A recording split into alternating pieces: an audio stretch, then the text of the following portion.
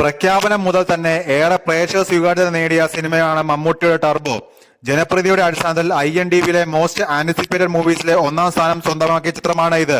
ഇപ്പോൾ മമ്മൂട്ടി കമ്പനിക്ക് നൽകിയ അഭിമുഖത്തിൽ ടർബോ എന്ന ചിത്രത്തിന് ആ പേരിടാൻ കാരണം എന്താണെന്നും അതിന് വണ്ടിയുമായുള്ള ബന്ധം എന്താണെന്നുള്ള ചോദ്യത്തിന് മറുപടി പറയുകയാണ് മമ്മൂട്ടി. ടർബോ എന്ന പേരിടാൻ കാരണം ജോസിന്റെ എടുത്തുചാട്ടമാണ്.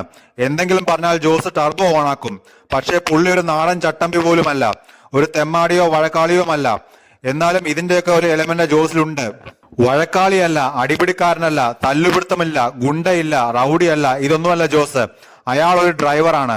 പള്ളിപ്പറമ്പിലും അങ്ങാടിയിലുമൊക്കെയുള്ള അടി മാത്രമേ ഉള്ളൂ. പക്ഷെ ജോസ് നേരിടേണ്ടി വരുന്നത് വൻ അടിയാണ്. അവിടെയാണ് അയാൾ പതറിപ്പോകുന്നത്, മമ്മൂട്ടി പറഞ്ഞു. മെയ് 23-നാണ് ടർബോ തിയേറ്ററിൽ എത്തുന്നത്. മമ്മൂട്ടി കമ്പനി നിർമ്മിക്കുന്ന മാസ് മസാല എന്റർടൈനർ എന്ന നിലയിൽ ആരാധകർ വലിയ പ്രതീക്ഷയിലാണ് ഈ ചിത്രത്തിന് വേണ്ടി കാത്തിരിക്കുന്നത്. എന്നാൽ ടർബോ ജോസ് ഒരു മാസ് ഹീറോ അല്ലെന്നാണ് മമ്മൂട്ടി